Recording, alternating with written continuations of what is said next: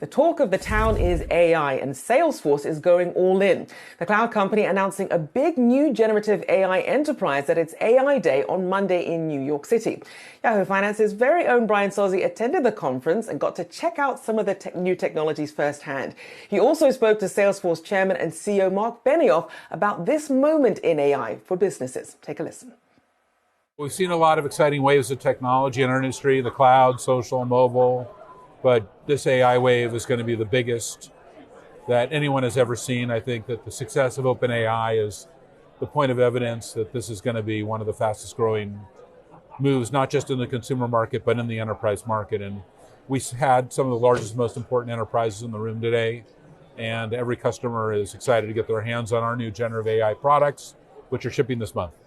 You said something in your presentation really early on that said, this is the new Salesforce.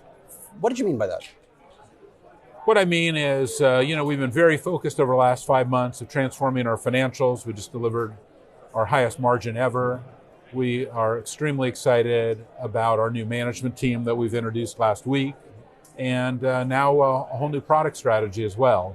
And I think the right combination of financials, people, and technology is the right capability for this software company, which has become the third largest software company in the world and is really just getting its, sea legs when it gets to the next generation of artificial intelligence. I saw a lot of presentations or a lot of screens up there on GPT this, GPT that.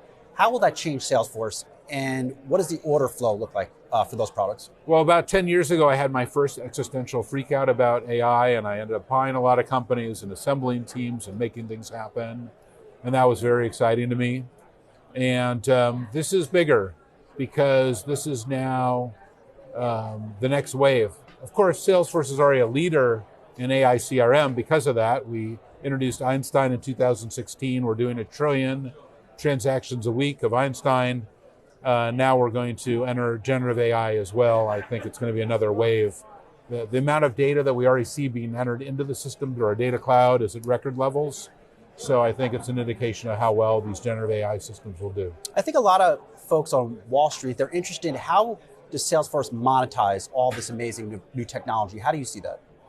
Well, today we introduced all kinds of new monetization models around generative AI, including our AI Cloud, which is our starter package to help customers move forward. It's $360,000. It gives you all the licenses and capabilities and services to get going. I think for a lot of customers, trust will be the most important thing. They're going to want to make sure they don't have any data leakage, that their companies and their employees are properly trained to work in this area, and that all of the corporate playbooks and customer data sets aren't going out the left window. So that's our job, to make sure that the company's architected correctly and ready to go for this new generative AI era. You seem very passionate about trust and doing AI from an ethical standpoint. Do you anticipate some form of global regulation here at some point? I think trust and generative AI are going to go hand in hand, and then responsibility and generative AI. I think this idea that AI is kind of at a next level is true, and I think every business and every government and every individual is going to have to come up with their own way of looking at this technology and what is the right way to manage it. Do you view AI as job creating? There's no question that AI is going to create more jobs. It could also take jobs. It can be a balance. In the work that we showed today, which is something that's been going on for 18 months with Gucci, we've actually seen the Gucci call center expand, because what it did was it made their employees more capable, in their own words, to augment their call center. Now the call center, which only did service, also can do sales and marketing and commerce as well. That's a big step forward. They call it Gucci 9. It's like a next generation capability, and I'm excited to go to Milan and see what's going on there. It sounds expensive. It sounds expensive. How important is it? It wasn't lost on me that you're in this room, you're a co-founder, Parker was in this room, co-founder, that Salesforce is founder-led at a moment like this. How important is that from Founders can go faster, you're 100% right, and I think that we've transformed the company a lot in the last 5 months. We go back and look at the interview we did 4 or 5 months ago, the interview we're doing now, the questions are different. Old, but yes. The questions are different. Yes. The position is different. Everything is different because we've transformed the company in a relatively short amount of time, and we're excited about where we are and where we're going. How has that, the past 5 months, changed you as a leader? Because you're always very passionate about this, but there was a different level of focus here today, and I don't know, it was really cool to see you in that zone. Well, I think number one is we've really focused on changing the financials.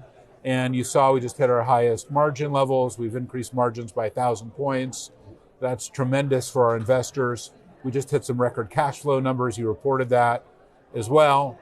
And very excited about the quarter we just delivered. Number two is we brought back some great leaders. We had our new Chief Marketing Officer here today, Ariel Kelman. Of course, Ariel has worked for Salesforce for 6 years, running product marketing. Then he went to AWS, where he was the CMO for 8 years. And then he went to Oracle as the CMO for 3 years. So we're very excited to have him back at Salesforce. But also, we have a number of new executives that we're very excited about, and augmenting also our Chief Operating Officer, Brian Millam, giving him some great new capabilities, including leading our business technology team and our HR team, as well as our marketing team. Does it take time for this next generation of leaders to settle in? How do you think about it? Well, I just brought back my former Chief Marketing Officer, Kendall Collins, as my new Chief of Staff, and it's been great for me because he already hit the ground running. He had been with Salesforce for a dozen years, left for a few years. Bringing him back, he was able to hit the ground as if he never left. And that's the kind of executive I like right now. You also talked a lot about a dinner you had with OpenAI's Sam Altman. And one thing that blew me away was your voice was replicated, I guess, at that dinner. Tell us about that. And as a tech leader, that had to blow you away. Well, we're seeing generative AI do a lot of amazing new things, and you're going to see this concept of being able to create deepfakes, audio, video, the ability to do things rapidly. But as I mentioned, where is this data stored? It's not stored in a file. We all have seen like an MP4 file or an MP3 file on our phones, but that's not how this data is stored. It's stored in these weights inside these neural networks, and it's not the traditional enterprise storage mechanisms. So we're going to have to find these new ways, like we introduced here with our Einstein GPT trust layer, to store these things safely and correctly with the highest levels of trust in production. Is there a societal risk to that? If my voice is replicated and goes out there on social media, what does that do? Well, I think we realize that we're in a world now where AI is able to do things that we've only seen in movies. The Minority Report was partly written by a Salesforce employee, Peter Schwartz, and I think we all remember that from our childhood. We didn't think it was going to be our present moment reality, but it's turning out to be more like the Minority Report than not. Mark Benioff, Salesforce CEO. It's always a pleasure to get some time with you. Thank you. Thank you so much. I appreciate it. Thank you so much. All the best. Thanks so much. Thank you.